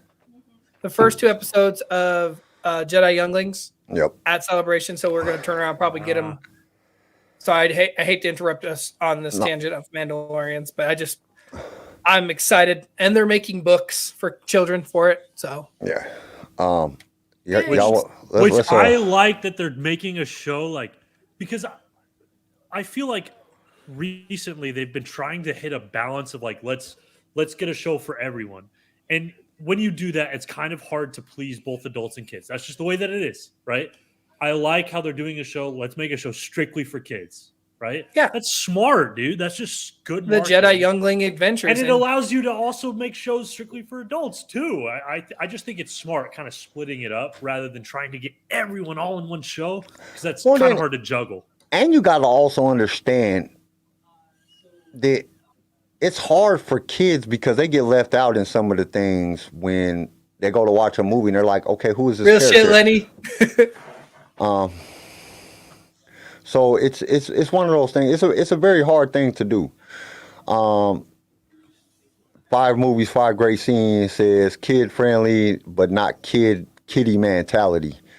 And nowadays, I mean, kids is watching shit that is they could watch shit on TikTok and they see real fights. They're crazy. It's People like getting crazy shit. It's like, I don't think that we should be catering to the kids that, like somebody like me that my mom wasn't even like that. I was watching Aliens and shit when I was little. My mom didn't ever do that. I think it just comes to the responsibility of the parents to tell kids that this is not real. Like, I let my kids watch everything. You know, they always watch scary movies and gruesome stuff. I told them, this is not real. These are actors. And then I would show them the same actor in a different movie. See, they're in a totally different movie. This is not the same. So kids understand. I don't like sometimes when people put this idea that kids don't understand what's going on. I mean, you're ready to, put transgenderism and all this other stuff in schools, but you don't want kids to watch, some dark stuff on TV when they got their phones. I mean, they can just click in porn and watch porn if they want to. And nowadays, kids is getting phones when they're 5 years old, 4 years old. So it's like, dude, I don't get it. It's like we're in a different stage of the world than we were, when I was a child, or even, when my parents were children. So when my parents were children, they didn't even have TVs. They had to listen to everything on the radio. So it was all just word discussion. So it's just, I don't see it. Just make good stuff and allow their parents to decide whether or not their children should be able to watch it. But I think it's also recognizing that more parents are less involved today than they were when, like, you or I were even growing up. More parents are working, and more kids are spending time alone doing shit on their own. More parents are just giving the kid, here, take the iPad, rather than being active in their kids, just because both parents have to work now. Like, it's becoming increasingly rare for stay-at-home parents. You know what I mean? Well, look at 5 movies, 5 great scenes says kids are smart. They know more than dummy adults most of the time anyway. I have to ask my kids how to do shit. Like, hey, how do you do this on the phone? Or, you know what I'm saying? How do I look this up? I didn't even know. My kids is the one that told me about TikTok. They was like, you got to check out TikTok. I was like, and I wish they had never told me that, because TikTok is addictive as shit. I'd be on TikTok for 5 hours like, oh, man, I had shit to do today. So on April 28th, Return of the Jedi will be back in theaters. What? By the way, Return of the Jedi will be back in theaters. 40th anniversary. Yeah. The 40, and they are giving us a special poster if you go and see it in theaters. Yeah, that's a dope poster. I'm excited to go watch it in theaters. I've never seen Return of the Jedi in theaters. That was the first one that I remember seeing in theaters, because I got whooped because I cried because I was scared of Jabba the Hutt. My mom beat me. My mom beat me for crying and ruining the damn movie because I couldn't stand there. I was scared of Jabba the Hutt. I'm I was like excited. I'm ready to 3 see or it. 4. But they're But just so. CJ, you got to let us know what your kids think about this. The Youngling Adventures. Yeah, the Youngling thing. I'm watching it. I will definitely bring Phoenix on. Yeah, For but this Kyle, you're and an have her adult. talk. I want to see what the kids think. I will. Kids I is will gonna either, love it. I seen the little preview teaser things that they put on YouTube. The kids is gonna love that. Hey, y'all want to Maybe. I watch don't know. My the daughter- Skeleton Crew trailer right quick? Yes. All right, let's get to that. We kind of got on a tangent here. Video file. No, that's a Ahsoka trailer. We need Skeleton Crew trailer.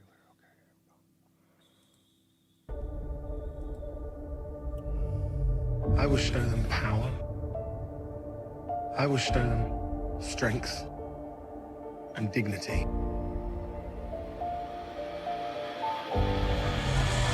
Humor is a distraction. You have to let go of the past. This isn't a trailer for it. There's nothing more dangerous to a warrior. Oh, what the hell is this? They That's Disney revealed Plus. their Oh, this is a ultimate mix of defense. Solo and all the other They will movies. crush them.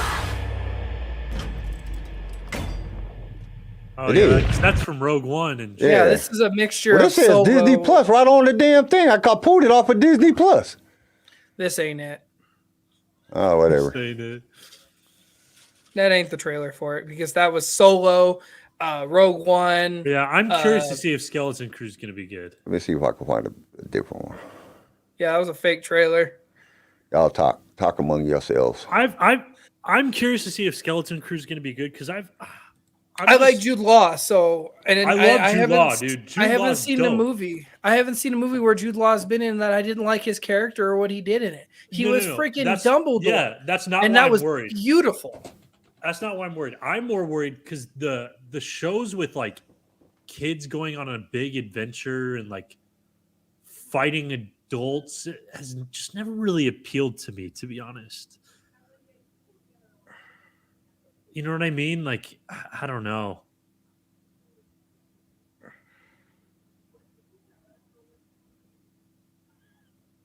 Hello? Oh, Sorry, I was just there. They have a bunch of stuff on here that's like catching my attention. I don't know, So- but just those kind of like kid shows, they're just not really my type. So I'm not saying it's not going to be a good show. I'm just saying like I'm not looking forward to it personally because that's just not my type of show, to be honest. I've never really liked those kind of shows where it's like, I don't know, little kids save the day because you usually have to like get well, rid they of already a lot said it of was like going to be real- based off of like Stranger realism. Things, like Yeah. that type of. It's more for like the teenage audience, you know. Right. So, which it might still be good. Oh, it could still be good. And like for people who like Stranger Things, that's perfect. But I've just never been a fan of those shows because you have to have a lot of like unrealistic, like just suspending of belief, you know what I mean, to make those shows really work. Yeah. I don't know. I'm excited to see it. Like I watched it. Like I don't know what the hell happened because I pulled that right off of the Disney Plus thing. So I don't know who the hell put that shit up there. Somebody gonna get fired. But I like Goonies. Bodie put in the chat Goonies. I like Goonies. yeah, Goonies was good, but Goonies was dope. But it's like the whole like atmosphere. Yeah, of the Lenny, show we is, watched like, the Ahsoka this- trailer in the beginning of the episode. The whole Alright. atmosphere of the show is like lighthearted and fun and stuff, right? So I don't know. I guess it's just hard for me to like put Star Wars in that mindset, I guess. you know what I didn't look at?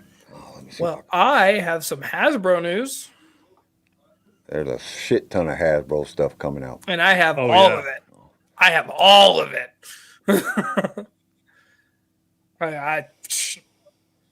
It's more than a minute, I can tell you that. Go.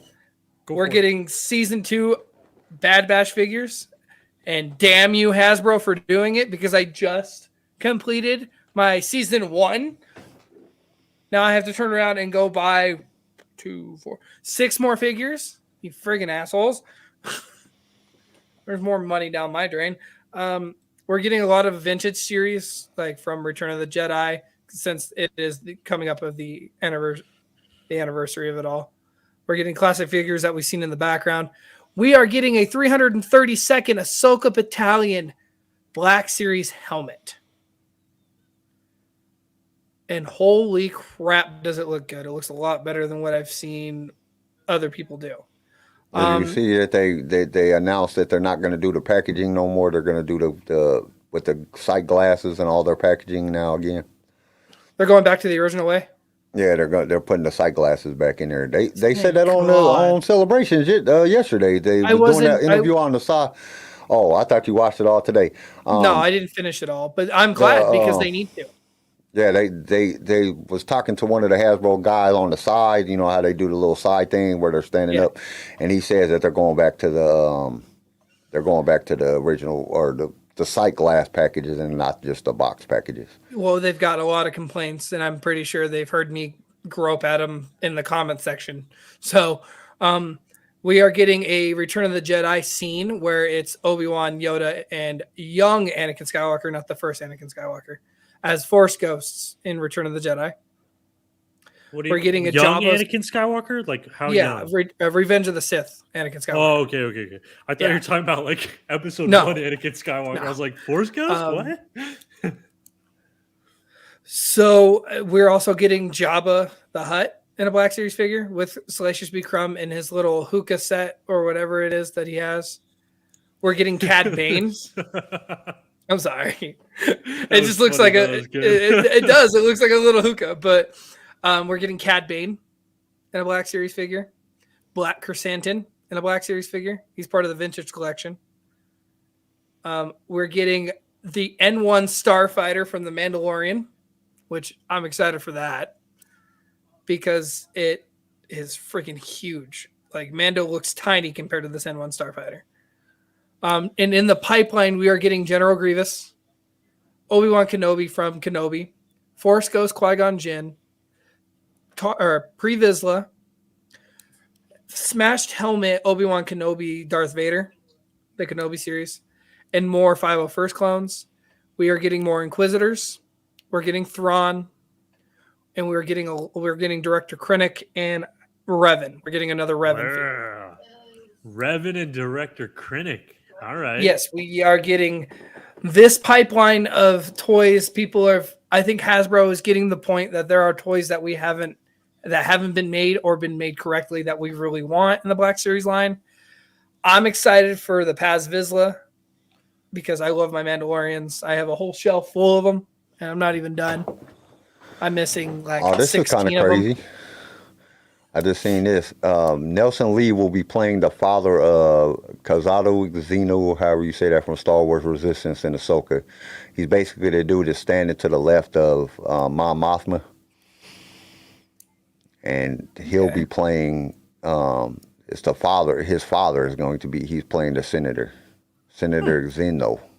That's kind of cool.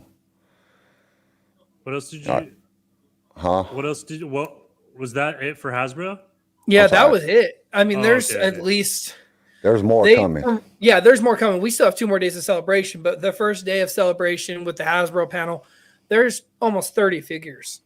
Like there's at least 15 that are in works that are going to be in stores here in the next few months. And then there's the rest in the next couple months that are in the pipeline getting developed. So, and that's just what we've heard from Friday. We haven't heard anything from today or tomorrow. And right now I'm watching Today Live, and they're talking about the next series of High Republic books. There's going to be I think there was about 9 books in that series. And I'm excited. I think I haven't gotten into the High Republic books yet. I've listened to one of them. The High Republic books I'm not gonna lie, they're pretty good. Claudia Gray. So in this next series, they're gonna. Babe, can you pause that? So they're gonna be written by this next adult anthology of the High Republic. I can't say that name. Zoradia Cordova. I need to You didn't pause it. Sure. Tessa Granton, Claudia Gray, Justina Ireland, Lydia Kang, George Mann, Daniel Jose Alder, which I love Daniel Jose Alder's writing. And I love Claudia Gray's. Calvin Scott, great writer, and Charles Soule. Those last four and Claudia Gray, their books, I have never had a problem with Claudia Gray's work. She did the Master and Apprentice book. Right. She did that. She's done a couple other books. I got to look on my shelf, but her books, her writing style, the way she really gets descriptive, I love it. It's just, it makes you feel you're like you're standing right freaking there, listening to them talk or watching them battle. The way she writes is beautiful. Those books start coming out September 5th, you said? Yeah. They start coming out on September 5th of 2023. So this next trilogy is 9 books. I hope they go back and explain the first part. Well, you got to remember, they started in the middle. Yeah, they did the old George Lucas thing. Start in the middle, go backwards, and then go forwards. Yep. So, but these are 9 books. This next set is 9 books. I am excited. I am ready. I am afraid of my Audible because it's going to cost me some money to get these books. Okay, so the one that I seen earlier, that was put up by Star Wars Coffee, Disney blocked it. So I done looked at about 6 of them, of the actual footage, and Disney's blocked all of them. Well, damn. I'll just scroll through TikTok and wait until I find one. It'll come in eventually. Like every one that I'm clicking on, it says Skeleton Crew trailer is blocked. Video unavailable. This video been removed. Every single one of them. For copyright. Yeah, they all been blocked. So Disney done found out somebody got a hold of the footage because it wasn't cell phone footage. It was actually like a trailer, like a. I thought. Oh, really? It was good. Yeah, it was good. It wasn't like that crap from the Acolyte trailer that we watched. That little piece of the Acolyte trailer. It didn't look like that. It was actually good. Okay, so I'm gonna ask this from you guys. From the first day, what are we most excited about? Like each one of you, like what are you most excited to see? That was in this specific. What am I most excited about? Upcoming Star Wars, or what am I most excited about? Star Wars that was announced right now. With everything that has been said from right now back, everything that we have gotten from what I'm watching live to what I see here, and I want to see the fans' reactions. I want to see right. My ultimate thing right now that I'm still looking forward to more than anything is the Ubisoft game. I am looking forward to that game so much because I keep hearing about it, and I'm hearing just everything I've ever wanted in a Star Wars game. So I'm on the side of 5 great movies, 5 great scenes. I'm excited about the movies, and I'm excited about Ahsoka. From what little bit we've seen of the Acolyte, that I don't know, that's kind of intriguing to me. I want to see that, but I think honestly, for me, everything that's been announced so far that I've got to watch, because I haven't watched none of the stuff today because I was getting the YouTube stuff ready. Yeah. But everything that I watched yesterday, Ahsoka got to probably be my top thing in the movie announcements. Right. Especially the one that's got to do with the Old Republic or the beginning of the Jedi. Exactly. I'm super excited about that one. Chris makes a good point. I'm finally glad that Disney's at least acknowledging there's Old Republic there. So we might finally get some more Old Republic, like flipping Bane or Revan.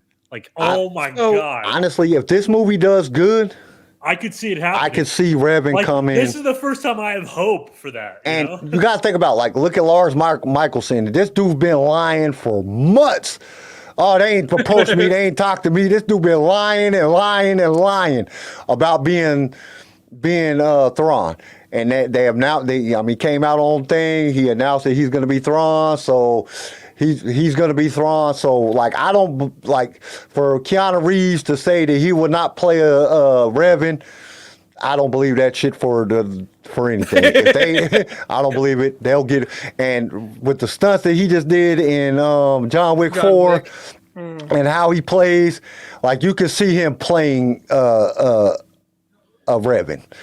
Even at his age, because I liked in if anybody hasn't seen John Wick 4, plug your ears right quick, because I like the way that John Wick played like he was hurt. Like he was like hurt when he's walking all limping and like just for him to be that and walk like that and the character, oh man, he could come in. Revan been through shit. So, you know, we all know Keanu Reeves got a bad knee and, you know what I'm saying, it was affected, but it played the part of the movie. Revan went through some shit. You know what I'm saying? So for him to come in, for him to be able to come in and play Revan, that would be awesome. So for him to sit back and say, I'm not going to play Revan, I'd rather be Ghost Rider, shut the hell up. You know what I'm saying? Please. I believe that you're good. I don't believe you. Hold on. What's the problem with him not doing both? I mean, if he gets Disney's attention and he does good with Ghost Rider, what's to say that they don't give him Revan? I don't think they're going to. I think that was all ploy because everybody's bringing up Revan again. And there was all the stuff going on about Revan coming back or doing the Revan movie. And so he had make a statement saying that you're never going to play Revan so we can get the fans confused again. I say Keanu Reeves is number one. If not, then I'd go unknown. Yeah, I gotta agree with 5 movies. But Keanu Reeves, like, come on. We've been dreaming about this forever. Keanu Reeves was born to play Revan. He was. Like, I've never seen a better casting. Like, he is everything that everyone imagines Revan as. You know what I mean? Revan ain't no big dude. He's kind of skinny. But he's just powerful as shit. No, Henry needs to be Bane. I still think Henry would make such a good Bane. Henry would be an amazing Bane. He's got the physique for it. He's got the build. I mean, I would shave his head, make him Bane. He's perfect. He is perfect for Bane. Dude, even if he was Nihilus. Okay. Or not Nihilus. Malgus. Even if he played Malgus across the realm. He can play Malgus too. It's literally just both Bane and Malgus' body types are just Henry Cavill. Them is 3 movies that they should make right off the bat. They should make from the Old Republic. They should make Revan. They should make Deceived, and they should make Darth Bane trilogy. Like they could do a trilogy on Darth Bane, and it would be an excellent trilogy just to learn about everything that Darth Bane did to set up for Palpatine, and then they could probably, if they were being nice to us, they could answer: did Darth Bane get the essence transfer across? I would love to know that. I've been thinking about this for years. I agree with we do need a Darth Plagueis miniseries. I think we do too.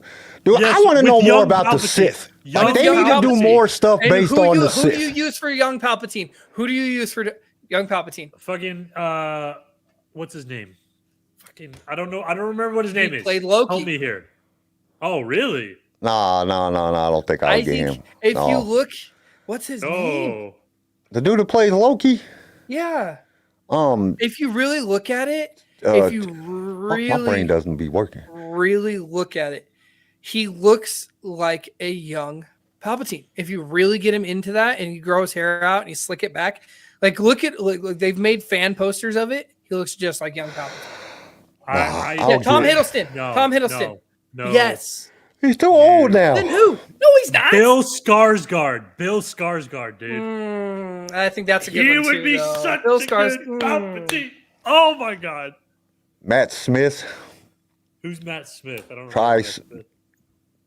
Try Smithader. I'm sorry if I messed your name up. He says Matt Smith is young Palpatine. I think Bill Skarsgård, dude. No. Yes. I'm trying to think. Well, I mean, I'd rather go with Bill Skarsgård than I would with Tom Hiddleston. I love Tom Hiddleston. He's an amazing He's too old. He's too old. No, he's not. Who? Bill Skarsgård? No, Tom Hiddleston. Oh, Tom Hiddleston. No, it's Benedict Cumberbatch cannot be a young Palpatine. If you're doing Plagueis, like if you're doing a Plagueis series when like Plagueis is like just found Palpatine, like then you got to get somebody younger. I don't know. I just see somebody younger. Now, if you get to the point of Palpatine, when he kills Plagueis, Palpatine was already old. That happened right before the Revenge of the Sith. Phantom Menace. So that happened like 5 years before that shit. You could get what's his face to play that part. You could de-age him and get him to play that part, and just keep the same actor. But if you get somebody that's like playing, playing him like when he's like teenage wise, young teenager, right in that area, you got to get somebody younger. Edward Spielers. Edward Spielers has the look. I just don't know if he could. Edward Spielers, maybe Edward Spielers. But I still think Bill Skarsgård. Bill Skarsgård could Mara get. Jade is not going to happen, and I'm going to say this. I'm going to say this with not while Kathleen is there. And with a hurt heart and a hurt mind, Mara Jade's not going to happen. I hate that we didn't get it in the sequel trilogy. I hate that everything that is involved with Mara Jade is frowned upon through the eyes of a few people. But I think Mara Jade would have been a character if they didn't do the sequel trilogy. If they would have, I still think that they could do it. They could do a Mara Jade, but they're not going to do it as long as Kathleen's in there, because Kathleen is the one that's saying that she's the one that sticks to the George. George said it couldn't be made, so she's not going to let it happen. They get Kathleen Kennedy out of there. I don't think Disney will care. Disney will do whatever the hell they just think fans want to see. So we could get it that way. But as long as Kathleen's there, we'll never get Mara Jade. Not cancel. I didn't say canceled the expanded universe. It's just not a part of what their plan is. The EU is not in their book. What they're writing now and what we're getting now is what they think is a part of their universe. Now, if we didn't have the George Lucas hatred behind Mara Jade that he has, we could have had Mara Jade coming into this. But you got to think he pounded that hatred into Kathleen and Dave and anybody that worked in Lucasfilm, because God, we don't know why. We don't know why he doesn't like Mara Jade. He just said because the character was not part of the plan of the character. Like, the character was never supposed to be, Luke is supposed to be that hermit Jedi that kind of, he just cares about getting new Jedis. He's not looking to get married. He's not looking to have feelings and all that stuff. He's really strict to the Jedi code. Even though they ruined that in the sequel trilogy when, Yoda came and talked to him, so it could have happened, but then he died. So, that they could always revisit that era when he's young and he meets Mara Jade. I just don't see it happening. Like, I don't see that. I just don't see them doing it. There's no point in them doing it at this point, which sucks, because I would love to see Mara Jade. You get somebody like, you get somebody that's really hot redhead chick to play Mara Jade and get on her. She could be like the super duper Mara Jade of the. That's awesome, man. I hope you have a great birthday. I hope the finale is awesome, and I hope your birthday's awesome. Sorry. Yeah, that'd be dope to have Mando final on. I don't have nothing that ever happens on my birthday. My birthday sucks. Bodie Collection says because Luke likes dudes. Yeah, it might be. They might come out with that later on. Like, the whole time he went the other way. But I don't know. I just don't see. I just don't. I would love for them to make a Mara Jade, get a real hot chick to be Mara Jade. Luke falls in love with her. She's a bad guy. They're fighting the lightsabers together, and what I'm saying, she's whooping Luke's ass and he's all attracted to her. That shit would, like in the books, that'd be so dope. But I don't think Disney's ever gonna do it. Nah.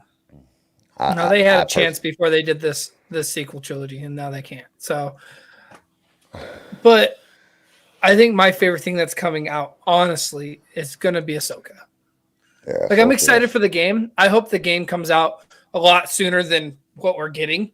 I don't want to wait until 2024 to get this damn game. Hey, Jedi Survivor looks good. Oh, yeah. The little gameplay, it looks really good. I was watching the gameplay. The little gameplay that they have on YouTube, I was watching it, and I was like, God damn, that's pretty dope. I just hope it has a good story that they can make a whole movie out of and put on YouTube like they did with the other games. So, Star Wars team leader said, I killed a holiday with my birthday. When's your birthday?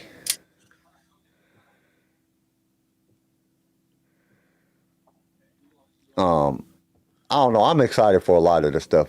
The only thing that disappoints me is because they've said a lot of stuff that's going to happen in previous celebrations and previous, and it still hasn't and happened. it doesn't happen. It kind of, because I still want to see the Lando series.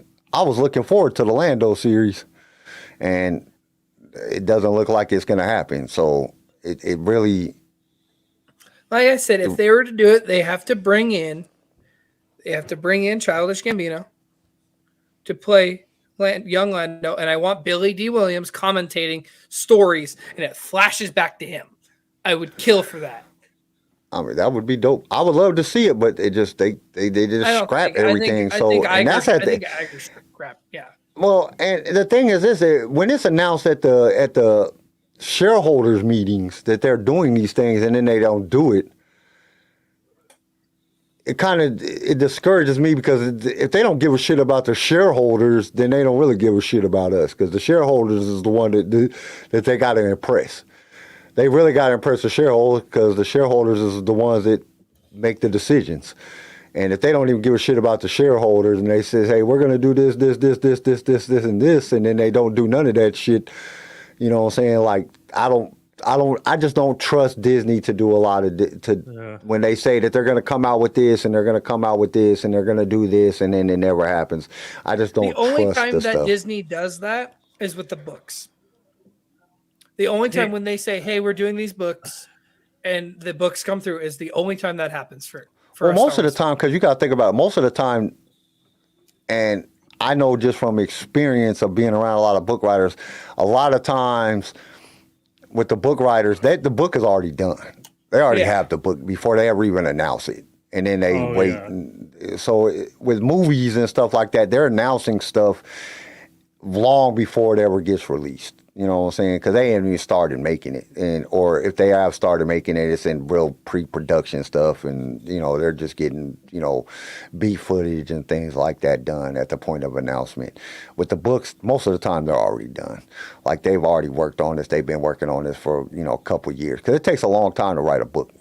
Even your best writer will tell you, it's no less than 6 to 9 months to write a book. So they already know that this stuff is being done. Most good writers is going to take 3 to 5 years. And then if you're somebody like freaking, oh God, my fucking name, Stephen King. I mean, he's took 10 years to write a book. You know what I'm saying? So it all depends.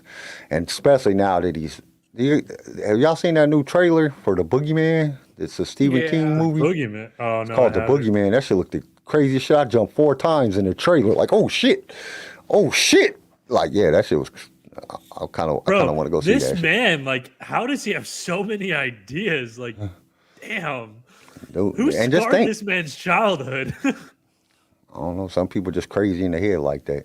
But this movie that movie looked good. I was like, I want to see this movie.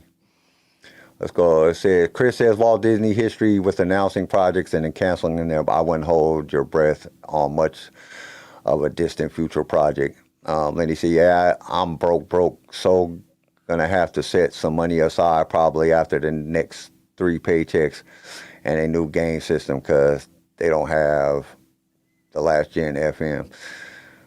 If the shareholders don't make money, no one makes money and no product. And the video games. Books are easy to do. I don't know. Books. Well, the thing about it is you got to think about it. And this when it comes to the books. You write a book. Then like 20, 30 people got to read that book. You got the publisher reading that, pre-publishing. All these different people got to read the book.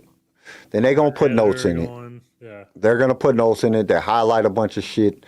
And they say, okay, we don't think this should be in there. Then you got to go back, rewrite it. It just, the process, like actually writing a book, probably if you just sit down and just wrote a book, probably wouldn't take that long. But there's a lot of, it's still going to take a long time. You got to write a lot of shit. I've been working on a book for 30 years now, and I ain't done yet.